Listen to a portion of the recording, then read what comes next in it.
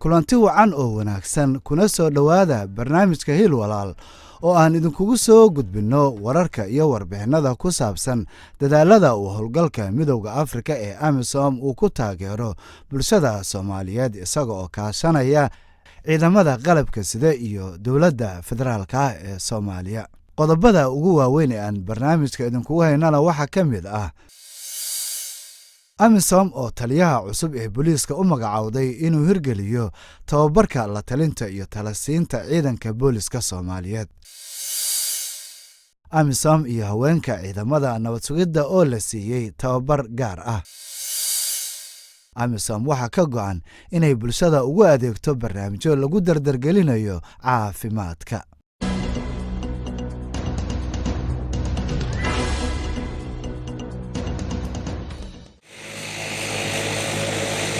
howlgalka Midowga Afrika ee Soomaaliya ee AMISOM ayaa haatan leh taliye boolis oo cusub.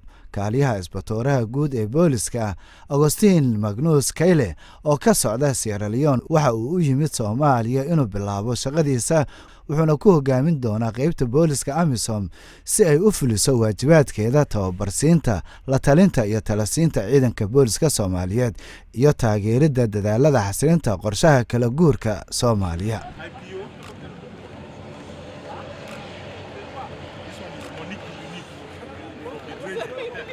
bisha Febraayo howlgalka Midowga Afrika ayaa codsaday in si tartiib ah mas'uuliyadda amniga ee AMISOM loogu wareejiyo hay-adaha amniga ee dawladda federaalka ee Soomaaliya iyadoo qayb ka ah wada hadalkan. AMISOM waxay ciidanka qaranka Soomaaliyeed booliska iyo hay-adaha sirdoonka iyo amnigaba ku wareejin doontaa qayb mas'uuliyaddeeda ka mid ah. bishii December ee sanadkii 2017 AMISOM dawladda federaalka ee Soomaaliya iyo 6 maamul goboleed ayaa ku heshiiyey in la sameeyo qorshe xilwareejineed iyadoo xilwareejinta lala beegsanayo December 2021 sida ku xusan qaraarka 2431 ee golaha amniga ee qaramada midoobay. AMISOM ayaa hirgelinaysa qorshaha kala guurka kaas oo si tartiib ah mas'uuliyadda ugu wareejin doonto ciidanka amniga Soomaaliyeed kadibna ay ka bixi doonto dalka Soomaaliya. wakiilka gaarka ah ee gudoomiyaha guddiga Midowga Afrika ee Soomaaliya Danjire Francisco Madiara ayaa la kulmay taliyaha cusub ee booliska wuxuuna ugu hambalyeeyay magacaabistiisa. We have a lot of work to do here. A lot of work to do. We have to help build the institution of the police of the Federal Republic of Somalia to ensure that it is provided with our capable, affordable, and acceptable working institution that can deliver quality services to the people, to the communities. And I want to thank your government for having selected you as the one who will take AMISOM police flag forward in the face of the government of Somalia. inkasta oo Danjire Madiara uu uga mahadceliyay booliska Sierra Leone ee hoostaga AMISOM waxqabadkooda iyo xirfadlanimadooda ay ku fulinayeen waajibaadkooda, mudane Kayle ayaa sidoo kale xusay in magacaabistiisu ay tahay fursad uu ugu abaalgudo bulshada caalamka taageeradii ay siiyeen kolkuu socday dagaalkii sokeeye laga bilaabo 1991 ilaa iyo 2002.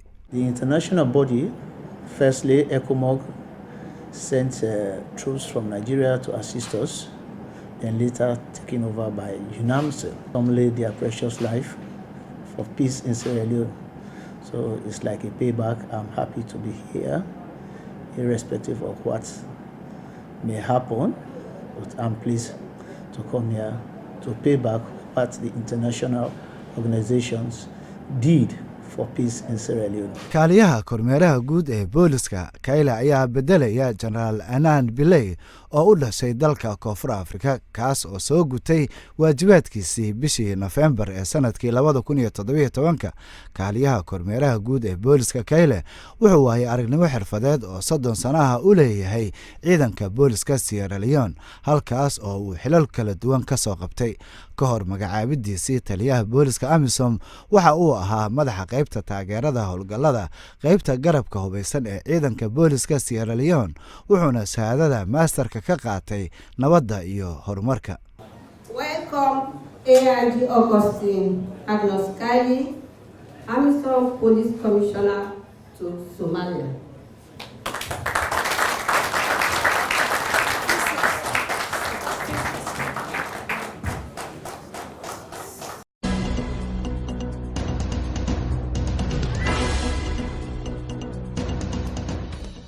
There are three things that a woman is not going to talk to a man about.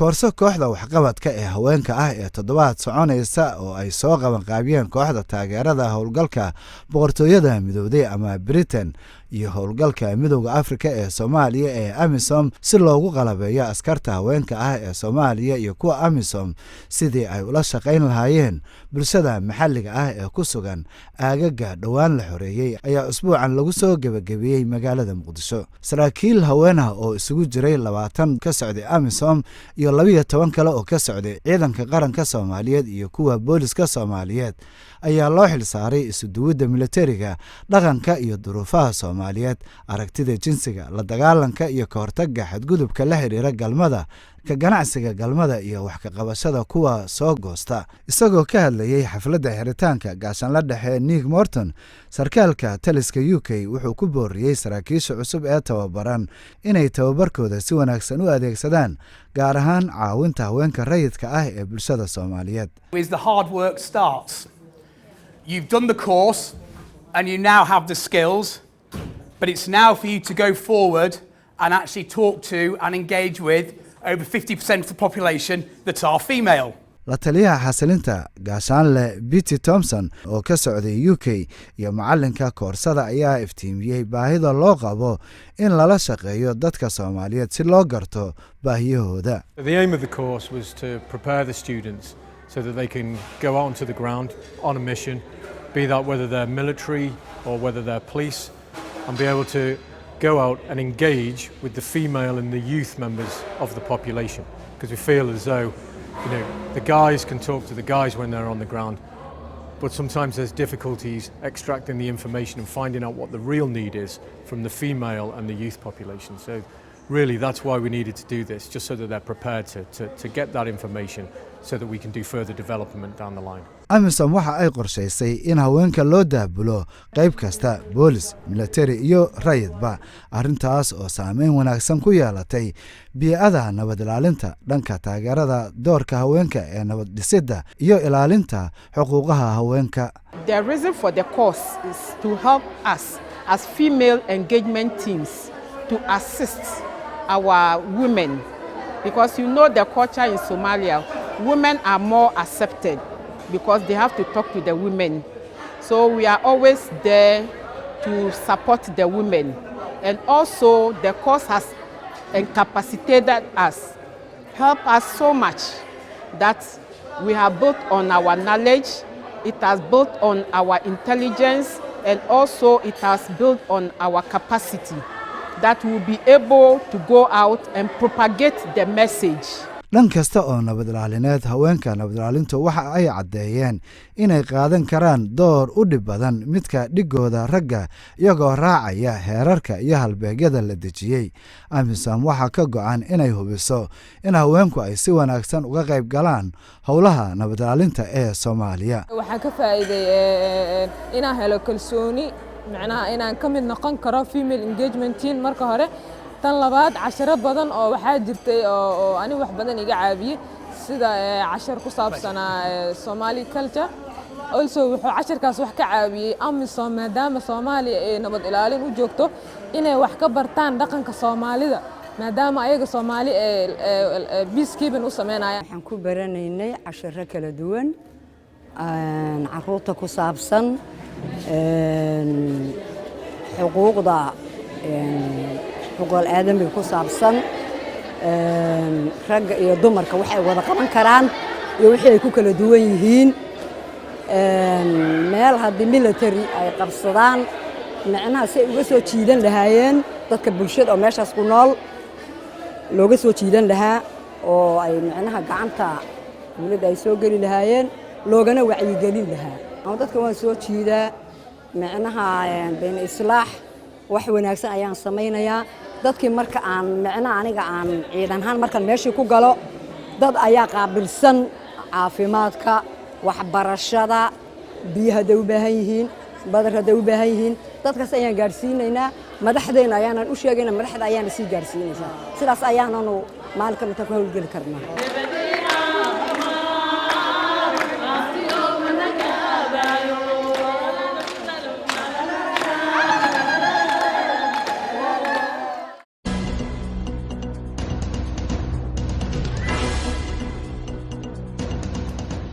in ka badan 400 oo saraakiil laga soo xulay ciidamada difaaca ee Itoobiya iyo dhigooda Kenya ee ka howlgala Jubbaland ayaa qaatay tababar ku saabsan ilaalinta rayidka ka hortagga meelka dhacyada jinsiga ee ka dhaca goobaha colaadaha iyo meelka dhacyada jinsi. waxaa tababarkan agaasintay AMISOM waxaa tababarku uu daboolay mawaadiic muhiim ah sida fursadsiinta haweenka dib u habeynta qaybaha ammaanka xeerka caalamiga ah ee xuquuqul insaanka iyo xeerka aadminimada iyo qaar kale madaxa qaybta AMISOM ugu qaybsan ilaalinta iyo xuquuqul insaanka ayaa sharaxay muhiimadda sare ee ay leedahay xalinta cunfiga jinsiga la xiriira ee goobaha ay khilaafyadu ka jiraan. The first obligation we have is towards ourselves. You know, we have about 20,000 troops in Somalia. We have to ensure that those troops, whilst discharging their operations in Somalia, they do so by ensuring that they do not inflict violence on women. mudane Karim waxa uu intaas ku daray inay muhiim tahay in la kordhiyo tirada ciidamada haweenka ah iyo saraakiisha laga howlgeliyo qaybaha kala duwan maadaama saraakiishan ay door muhiim ah ka qaateen taageeridda haweenka ee qaybta ka ah bulshada Soomaaliyeed. We ensure that all our operational commanders are trained before they even deploy into the mission area.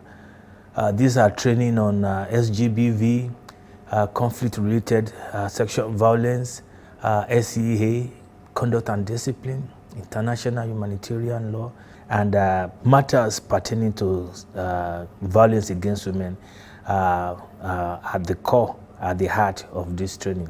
tababarkan oo ka dhacay magaalo xeebeedka Kismaayo ee Jubbaland ayaa hordhac u ahaa dadaallo ay beesha caalamku dareenka bulshada uga jeedinayaan xasaradaha la xiriira jinsiga sanad walba sida ay sharaxday waaxda badbaadada ee AMISOM Gloria Chase. AMISOM this year would like to flag the realization of the fact that we are faced in this country with conflict-related sexual violence.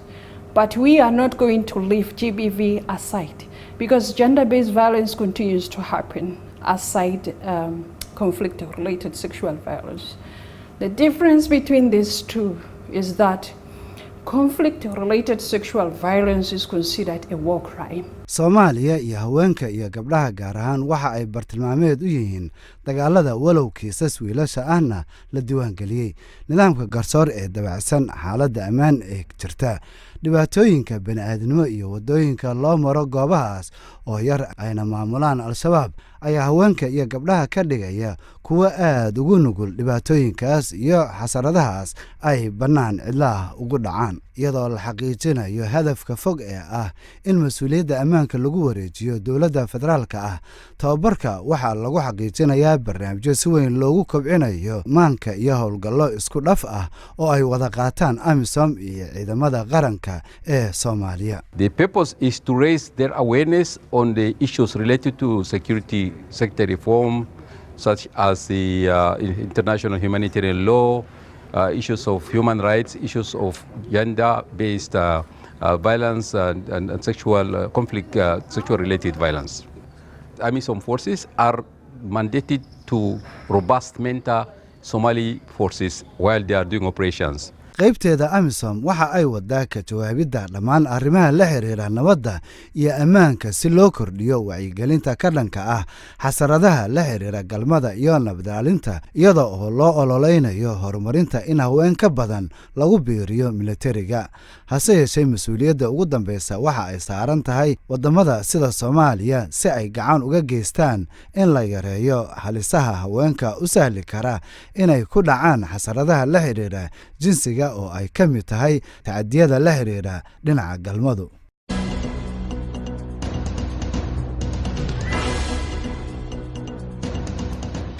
koox caafimaad oo ka kooban howlgalka midowga Afrika ee Soomaaliya ee AMISOM, hay'adda tabarucaadda adduunka ee faruurnaanta iyo Bank of Global Development ayaa isla sameeyay qalliino lacag la'aan ah kuwaas oo lagu qabtay cisbitaalka heerka labaad ee AMISOM ku leedahay magaalada Muqdisho. waxaa loo yaqaan qaybta Ismail Unit waxaana jooga dhakhaatiir takhasus leh iyo howlwadeenno caafimaad. ereygan oo ay Soomaalidu u taqaano faruurnaan waa xaalad ka abuuranta marka bishinta iyo afku aysan si dhammaystiran u samaysmin inta lagu guda jiro koritaanka urkujirta ee minka hooyada. haddii aan la daaweyn xaaladdan waxa ay sababtaa in qaab dhismeedka wejigu lumo taas oo keenta xaalado kale oo caafimaad xumo sida laga soo xigtay doctorka Dr. James Kiengo. We found out also that this condition tended to affect the children.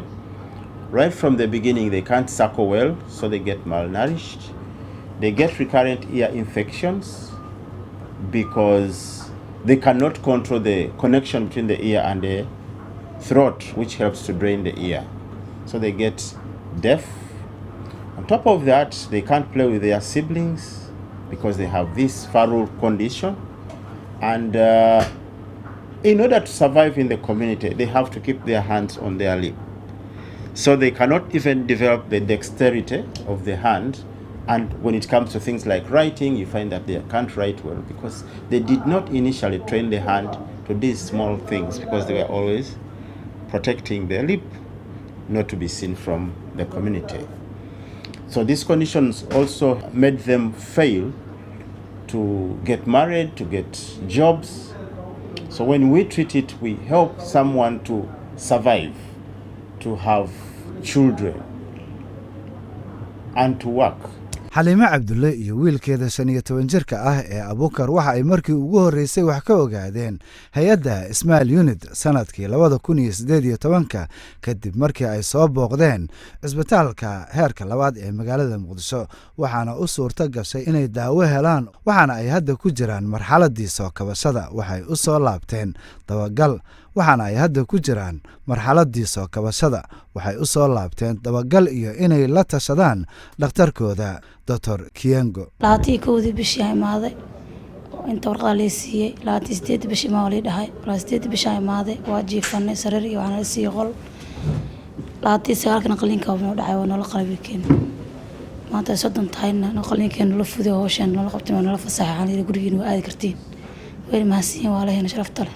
xaliimo waxa ay ku tilmaantay qaliinka lagu sameeyay wiilkeeda mid nolol bedel ahaa kuwa kale oo ka faa'iideystay qaliinada bilaashka ah ayaa sheegay in noloshoodu isu bedeshay si sidii hore ka wanaagsan. dad walaalaheena iskool BC deganaan soo wareysanay wiilka maadaama ximad dhimiyaha oo qaan gaar yahay oo gabdhihi ficiisa oo la sheekaysan karin maadaama mid badan ee murug nagu heysay waxaan warbixin ku helnay in istaalka AMISOM lacag laan yahay lana qali karo faruurtiisa ilka xataa laga bixin karo loo toosin karo dhanagiisa tala karo aan warbixin ugu soo gaartay maadaama aan dib noo hayo baahidana heysay dadkan ku soo deganay way nagu soo hageen waana la keenay waana la qaabilay ma sha Allah dareenkay waa isbedelay wiilkayniida ay u dhisnaatan nida ay dhisnaat ma sha Allah wax badan dareemay maanta farxad maadaama wiilkay faruurtiisa caadi tahay maadaama ibn aadanka ma baa ku sheenay deegaanka la mood ya ku sheenay maadaama ta ibn aadanka meelan karaan badanyi wujun wata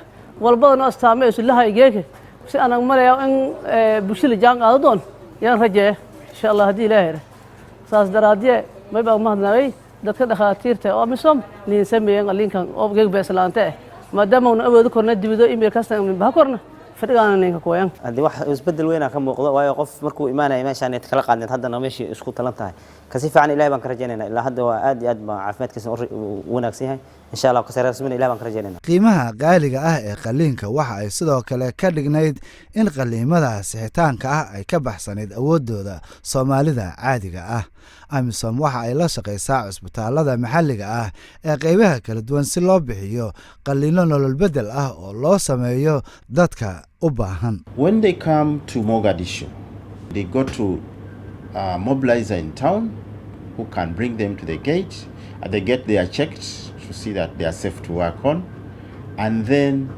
we send an ambulance to the gate which picks them from the gate. They are screened by the security staff of the hospital again. Then they come, our clinic officer out there in the office reviews them. We know the tests to do for diabetes. We make sure they have enough blood, and then we check to make sure they don't have diseases like cough, respiratory tract infection, or seizures, epilepsy, any other chronic conditions like hypertension, and then we admit them. The following day, we work on them. AMISOM waxa ay ku qiyaastay in ka badan ilaa iyo 1500 kiisas la diiwaan galiyay ay ka faa'iideysteen barnaamijkan tan iyo markii la bilaabay sanadkii 2016 iyada oo ay jiraan dadaalada lagu kobcinayo karaanka dadka deegaanka si ay u soo helaan bukaanadaas dalka oo dhan ayaa socda. intaana waxaa noogu dhammaaday barnaamijkeennii Hiil Walaal.